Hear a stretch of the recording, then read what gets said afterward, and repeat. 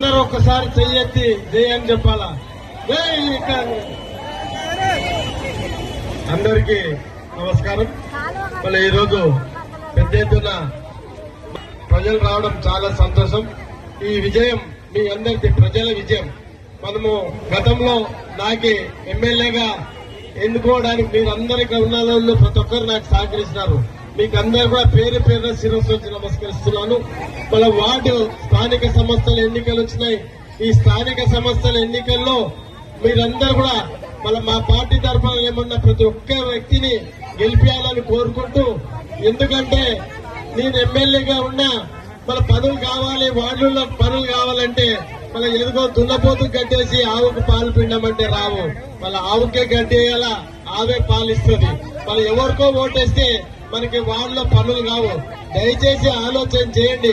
గతంలో నేను ఎమ్మెల్యేగా ఉన్నా మళ్ళీ అన్ని కూడా వార్డులో చాలా మటుకు చేసుకున్నాం. చేయాల్సిన అవసరం చాలా ఉన్నాయి.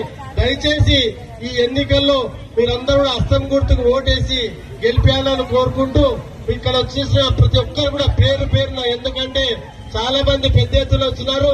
ఈరోజు మళ్ళీ ఈ నామినేషన్ పర్వం 5 గంటల వరకు ఉంటది.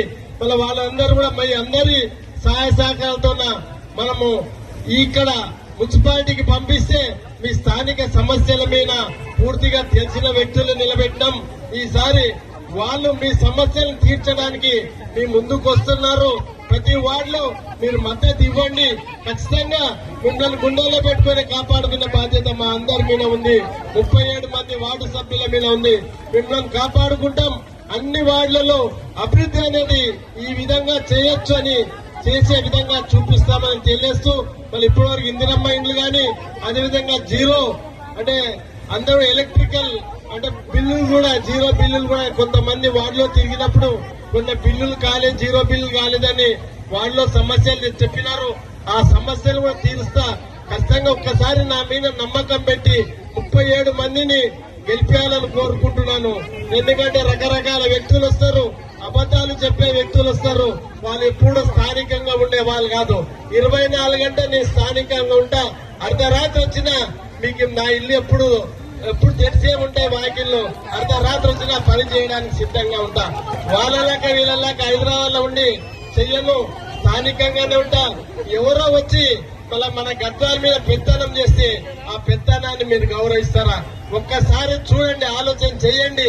ఎందుకంటే అక్కడికెళ్ళి నిలబడిన స్థానికులు కాదు, వాళ్ళు ఎక్కడికెళ్ళో వచ్చి మన మీద పెత్తనం చేసే విధంగా, గద్వాల తాలూకా మీద పెత్తనం చేసే విధంగా ప్రయత్నాలు చేస్తున్నారు. ఒక్కసారి మీరందరూ ఆశీర్వదించండి. ఈ 37 మందిని ఆశీర్వదిస్తే మీ ఆశీర్వాద బలం, మీరు ఇచ్చిన ఆశీర్వాదంతో వాళ్ళు మున్సిపాలిటీకి పోతారు. మీ స్థానిక సమస్యల మీద మన పునర్కషంగా చర్చించి మీ అభివృద్ధికి అండగా ఉంటారని తెలియజేస్తూ మరొకసారి, ఎందుకంటే ఈరోజు శుక్రవారం మన మైనార్టీ సోదరులకి, ఈరోజు శుక్రవారం అందరు కూడా నమాజ్ పోయేది ఉంటుంది. వారికి అందరు కూడా మన ఈ సమయం అవసరం అవుతుంది. మన ఈ 37 మంది కూడా కౌన్సిలర్లు మీరందరూ కూడా ఇంత దూరం మా ఎమ్మడ అక్కడికి వెళ్లి రాఘవేంద్ర కాలనీకి వెళ్లి మున్సిపాలిటీ వరకు మీరు మా ఎమ్మడి నడిచేందుకు